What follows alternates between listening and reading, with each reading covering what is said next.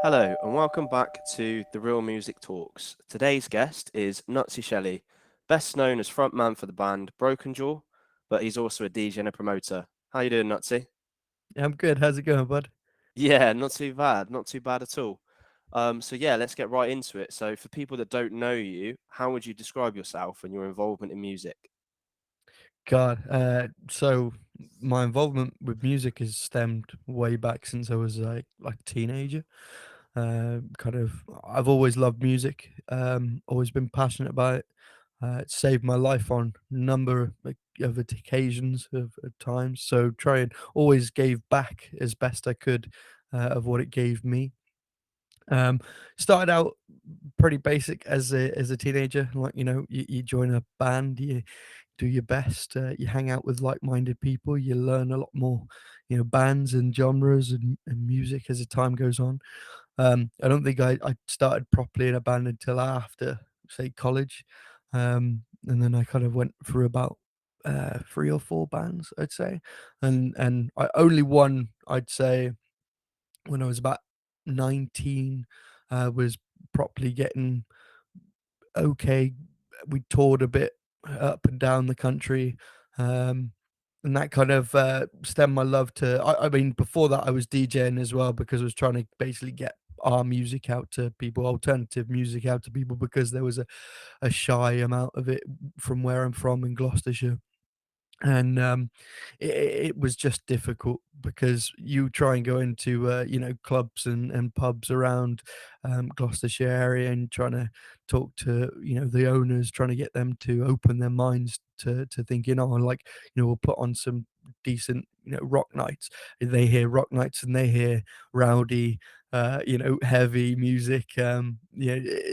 It's got a stigma attached to it almost, and even now to this day, it still kind of has that stigma attached to it, where they think maybe drugs or something is related. But you tend to find after you put on the nights, you tend to find that a lot of people, like, the owners wise, they tend to realize, well, actually no, they drink a hell of a lot, so they put money behind the bar.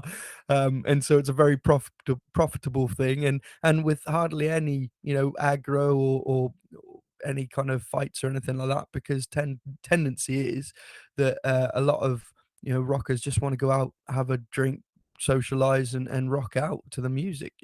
You gain so much knowledge through music that way as well. You tend to find that you'll go out to a club, and they'll be playing music, and you kind of be like, oh, what's this? I've never heard this before. I mean, my stomping grounds as a teenager was at Bristol Beer Keller. We try and make a pilgrimage down there every Friday night, because it was nothing around here until I started putting on some things around here. There was a couple of nights in Gloucester as well. Cheltenham's always had the Two Pigs as well, which has always been a staple.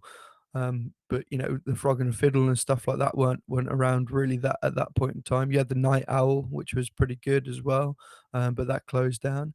So yeah, I kind of took it on myself to just basically go, you know what, like, I'll start something where I'm from, and then yeah, they gradually grew.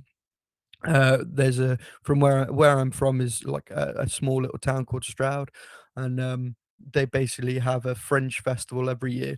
And after years and years of trying to get bands on the Fringe festival like lineup, and failing because basically they wanted friendly family bands, uh, they wanted bands that were folk and very niche markets around here, like indie and folk and stuff like that. Whereas you had a big following of alternative music around here. So I decided upon myself, with the nightclub that I DJ'd at, like, and the help of them, to put on our own festival. And we had about 34 bands from the Friday, Saturday, and Sunday. It wasn't a profitable thing. I think we made a loss about 300, 400 quid, but it did its purpose. It showed, the local council that there was more to it than just, money grabbing, or essentially, basically, the whole point of it was just to try and get the music out there and bands, and help, people around the area who were into that kind of thing have somewhere to go and listen to music. And it was brilliant. We managed to get the book the band Breed 77 to headline on the Saturday, which was unheard of again at the time, because you didn't have big, well-known bands come in to play small places like this. And then eventually that led on to me getting picked up DJing wise for the Bristol Beer Keller. So to go tenfold of going where I grew up on my stomping grounds to then ending up being like, helping young people like come in and on their stomping grounds. It was nice. It was a good circle that happened there, and it did that for about 4.5 years. So DJing's always stuck with me that way. The staple of the festival wise, I think it's great for bands to basically put on their own kind of like, events and stuff like that, because then they get a knowledge about how things work. You don't always get the respect to promoters or say engineers that you should. And that's because it's ignorance. Basically, you don't know what they do, and they might look like they're not doing much, or they might look like they're grumpy or annoyed, but you don't know the life that they have to live until you kind of put, a foot in their shoe. So that helped me, and I'm always praising that to any bands and any people that way. The band has been around since 2012, so I come out of um, the second kind of uh, semi kind of professional amateur type band, and then ended up creating my own because I was sick and tired of trying to find members who kept coming in and out, in and out, in and out. People thinking that they could just join a band and be like instant hits and not have to put in the work. And so the band started 2012, but since that, I think I probably went through a good 20 odd members. And then eventually all the guys left at the end of 2017, I want to say, about Octoberish, and it took me a good 2 years to find some guys who were in it for the right reasons, who wanted to play the music just to play the music. And I think that shows, because we go into the studio and we can just sit there and write. And we've already got 2 albums in 2 3 years, I think, whereas opposed to 6 years that was with the other guys, it was 6 songs is the most we created. So I think you can kind of gauge that way. And I love the guys. So I basically put it down to like, this is Broken Jaw now, and this is always what Broken Jaw has wanted to be. So that is the name of the band in a nutshell. That's amazing. Yeah, no, I think it is very difficult finding members that have all got the same goals. And obviously, you put a band together, and you might not always talk about some of these things, right? Like, it's quite hard for everyone to fully open up and be like, this is actually why I play music and what I want to get out of being in a band. You might find that out. They might join just to be in a band, and then you find out two years later, So there's a lot of members to go through. How did you kind of stay focused and be like, I'm still going to make this work despite Um, having such a high turnover? it's been stressful and depressing and um, grinding, but I think, again, from growing up, and like I said, music's been my passion. It's something that's always been there, and it's always something that I wanted to give back to. Um, I think if you've got that drive and that passion for it, then I don't think anything will stop you, even if it's someone that's, dragging you down or putting you down. Or I think a lot of people kind of focused way too much on other people's opinions rather than their own. If you let your own opinion, if someone says something to you and it drags you down, like, that's you dragging you down. That's not them. They can say whatever you want, but if you believe what they say, then you're gonna follow it. So I've always been one of those people that kind of, yeah, I could have stopped, but if I'd stopped, would I be happy? And that question was answered pretty early on in stopping, because you go from gigging and practicing every week to then doing nothing because no one else obviously in the band is there anymore. Um, you kind of realize how unhappy, or how much joy, rather than, let's focus on how, rather than how unhappy it makes you, it's how much joy music brings you in the retrospect. So if you want that, then why not progress and try and get back to that? If something brings you release or a form of sanity or level-headedness, then you're gonna want to try and do the best you can. But you also want to make sure that you're not doing it with the wrong people or for the wrong reasons. And so, yeah, going through that many people at times it was a little bit like deterring, but you kind of think, oh well, maybe I won't find people around here that are necessarily the same way or have, because you don't want them the exact same way as you want them to have different opinions or different influences or different things.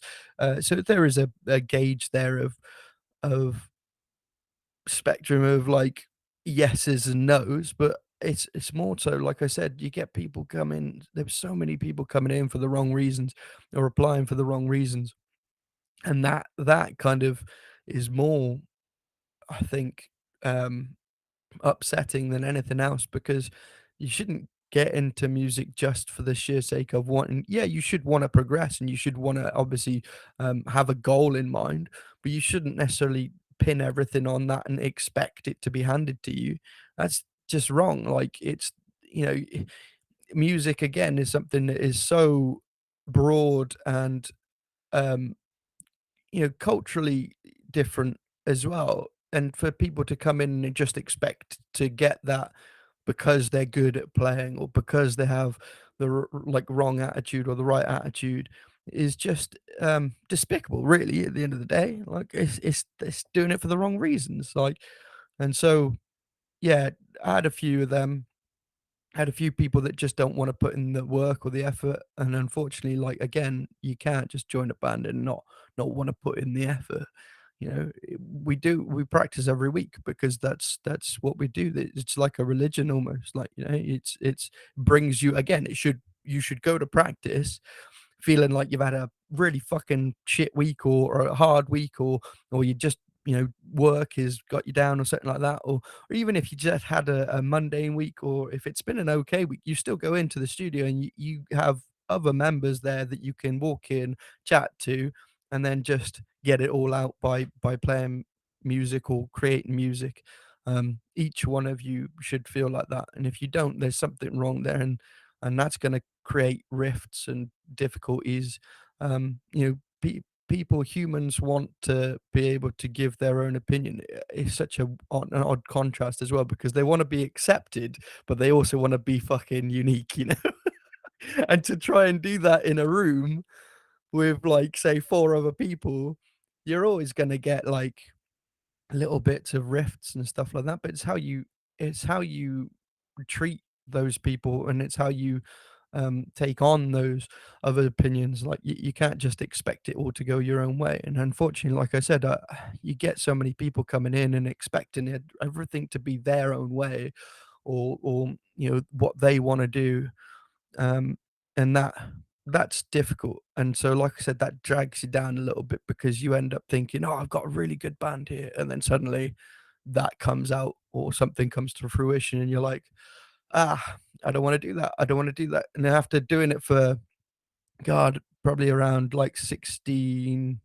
years, maybe 17 years now, like after doing it for that long, I just got sick. And unfortunately for maybe them, I'm quite a blunt and very upfront and honest person. So I told them either, it's not going to work out, or this isn't going to be the way it's going to go, or you can't do this, sorry, you're not wanted, or and so I'm lucky as well, because I had a lot of people around me who know how passionate I am and know how much I've put in and how much I help other people out, and so they have had my back, and they've been saying, like, don't give up, keep going. And that's always great if you have people around you that can do that, like, and that can make sure that you keep the focus and the goal in sight. Then by all means, like, you're gonna go far, because they push you just as much as you need to push yourself. And so yeah, it was tough, it was a struggle, but to answer your question, it just if you don't do it, then you go mad anyway. So, and you're depressed anyway. So what's the point? It's really clear that you're super passionate about music, right? Where do you think that passion like first came from, and how did it grow over time? God, I think maybe, I mean, ever so young, I remember being sat at the dining room table with my old man making like Airfix models and stuff like that, and having Nirvana blaring off, like, you know, Nevermind blaring off, or Pearl Jam, or even a bit Bon Jovi, and you know, U2 and stuff like that. My parents are very you know, they love music. Like, my dad isn't a musician, he loves music, but he once had guitar, but I don't think he's like me. I just can't get on with guitar. I don't have the passion or the want or the drive to need to pick it up and play it.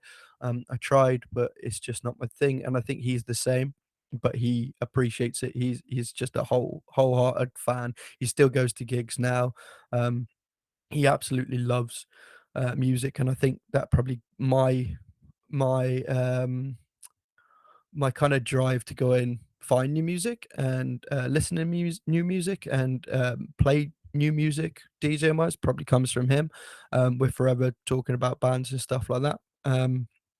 But my musical ability and talent probably lies in terms of from my mother, who used to love to sing and would get like lessons and stuff like that. So I remember sitting as like a 4-year old, 6-year old, sitting in a room listening to her and watching her learn how to sing. Um, and then I was a choir boy at one point as well. So that probably helped stem that a bit. But yeah, music has always been there, like I said, for me. And so I think it just stemmed more and more and more, and my intrigue stemmed more and more. I'm a product definitely of the MTV2 generation, you know, when it comes to the alternative side of things. Um, and MTV to a certain degree when that first started out and that was playing, you know, decent music. Um, but yeah, I think, yeah, it comes from being like that, and then meeting like-minded people, and then also not necessarily like-minded people, but also people that like different types of genres of music, but then having decent conversations with just having decent nights with them. You could chuck me in a flipping club night DJ, like a venue, and I'll still have a good time because there'll be some kind of form of music that I enjoy. You know, it's funny seeing a punk with a Mohican stuck up, like going through a club, like a normal kind of pop club night, like, and the reactions you get. But yeah, music is just part of me, and I think that's where it stems from, is just growing up with it and seeing other people passionate around you as well. I mean, I never thought that I would get to this point being in a signed band where, you know, I'm playing my own music to the world and playing festivals and stuff like that. It was only ever, you know, a passion like that came about after doing, say, theater and doing acting and stuff like that, and media. I think that grew in college as well because at the end of the day, um, you know, they go hand in hand. The arts are a huge part of it, and um, yeah, I recommend again anyone that is looking to get into kind of music goes and learns some theater and acting and about media as well, because it definitely helps you along the lines, further down the lines, figure out everything that you need to have and do, and yeah, it helps. So, talking about the band specifically, how did you get to the point where you were signed? You know, how did you, I guess, make the band successful? What did that journey look like? It's funny 'cause, like, it looks like just overnight, but it's plugging away. It's literally blood, sweat, and tears of writing hundreds of emails to venues trying to get them to book your band to play, but also not compromising, 'cause I find a lot of bands nowadays seem to compromise, their integrity by wanting to play for free. And yeah, I basically, it came about because this lineup, this band, this Broken Jaw, basically, I started out with the guys and I said, "We've got something good here, and I don't believe that we should just squander it by recording and chucking out an album straight away." I think we strategically record the 3 best songs that we think as a demo, and then we go after, people that we think would be, um, it was suited rather than going after like just big labels or industries. I think we should maybe look at going to someone who's like-minded, that loves the music rather than just someone who thinks that it's going to be a hit or anything like that. And funny enough, after ages of looking and not much success, an email I'd sent off to Des from Oracle, the Oracle management, who's also the front man of Devil Driver and Cold Chamber. He hit me back with an email saying that he absolutely loved the free track demo and that he was interested and he wanted to hear more and do more with us.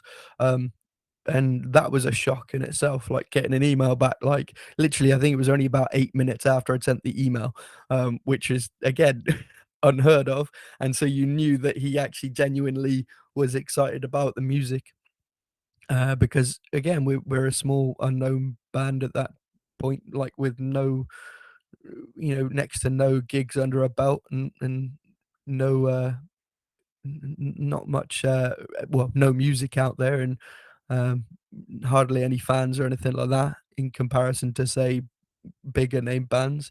And yeah, he said, that doesn't bother me. None of that bothers me. I just love the music and I want to work with you guys. So we ended up getting to talking and doing more, and so far we're we're sat on the album, but we'll get there eventually. Like it's just obviously the world shut down before we could get anywhere or do anything with it. So, but yeah, years of slogs and taking knocks and not feeling like you're gonna get anywhere with it is pretty much what it comes across as in terms of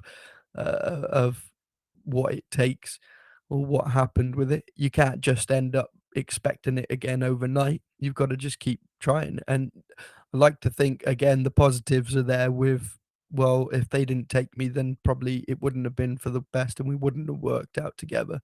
Um, I'm not a believer in fate or destiny. I believe that I create my own fate and destiny as much as I can.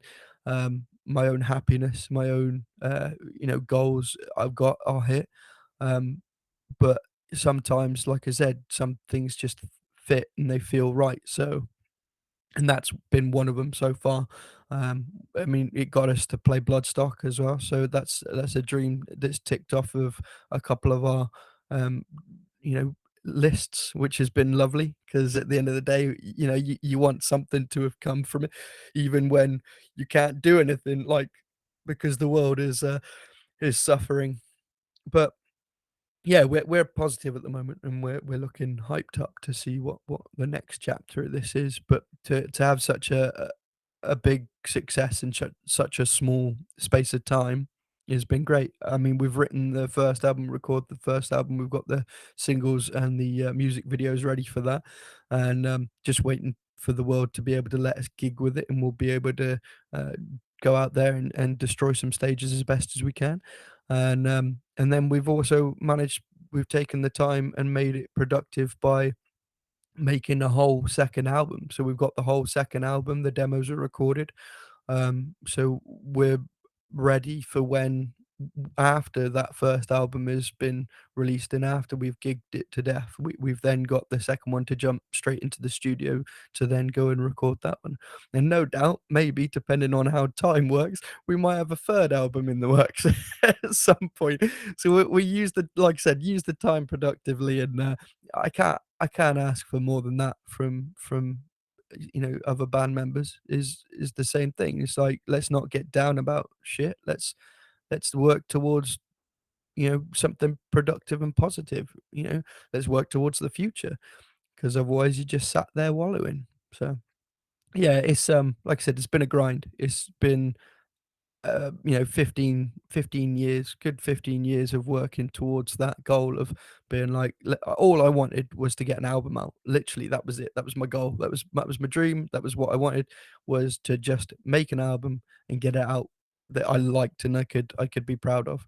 So it's I'm that much closer to that dream, like being ticked off. But it's been hella fun on the way, if not difficult, like I said.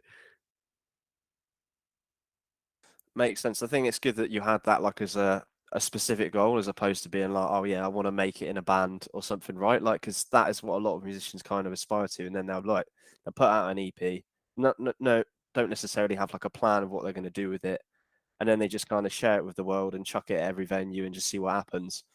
And I do agree with you on a lot of sense that like I do think you can create your own success to a point, but I think that's about like finding the opportunity, like you did with that email you got back, and then when it's there, jumping on it and being ready for it.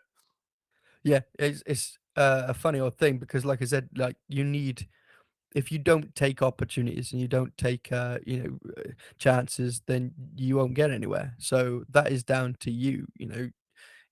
That's you creating something though. So even if you found someone else that's going to help you get the further little bit, longer along the way, you still have to make sure that you take a second to thank yourself for that, because if you don't, then it's basically you're just putting it on, oh well, I was lucky. And again, I don't believe in luck. Like, I create my own like opportunities, I create my own luck, if you will. um I had quite a lot of people close to me turn around and be like, basically congratulate us when we got signed. And it was lovely because none of them turned around and were like, "Oh, you're so lucky," or "Oh, that's great that they've decided to do that." They were all, "You've done well. You did that. Like, that's you. Like, well done for doing that." Um, and that's because they know how fucking hard I've worked over the years to even get to that point. And the greatest thing is I'm stupid and too humble to accept that. And I said, "Well, it's not even started yet." It's like, it's great, but it's still not there. Like, I want more, I need more. Let's do more. Let's have some fun while doing it. And like I said, it's been absolutely like I wouldn't have traded it in even through lockdown and everything like that. Hanging with the boys and joking with the boys and just playing music, and then getting to gig with them, and play Bloodstock. I wouldn't trade it for the world because it's just been amazing. It's been great. And again, this is just like literally the tip of the whole thing. Like, this the icing that's just about to be put on the cake. It's not even been put on yet. So I'm waiting to see what's the next step. But yeah, it's just unfortunately being I'm an impatient guy as well. If I have something in mind that I want to do or get done or have it, then I will go after it as best I can. So to have to have waited 2 years, I think we recorded it in 2020, mid 2020 maybe, and to have to wait that long to be able to release something that we still, because we stopped listening to it probably about a year and a half ago, because we just like, well, if we keep listening to the album or if we keep playing the album, we're gonna get sick of it eventually just by the sound. Because you want that, obviously, you want that like appreciation given from the crowd back to you, or fans giving back to you for then you going, oh wait, yeah, no, I do love this, playing this. But me and the guitarist John, we recently listened to the album just out of this year. Like, I wonder if it still holds up, like if it's pretty good. And then we listened to it and was like, nah, this is fucking amazing still. Like, so if we still feel like that now, and when we play, live, if we still feel like that, then we know we got something good. So why waste it? Why just chuck it out there and be done with it? If you believe in something that much, then you wanna make sure that it gets the best out of it that you can. So Awesome. Now I know we talked about a lot of the successes. Do you want to talk a little bit about some of the failures and the tough times you faced? I know we've touched on a little bit of it, but maybe sort of pick out a couple of like key points. God, I don't know. Like, I mean, it's been it's been like weird. Obviously, COVID and everything. That really did. That's probably the biggest fork that's happened in the whole entire situation. Failures when I was younger, God, like band breakups are difficult. It's like a relationship.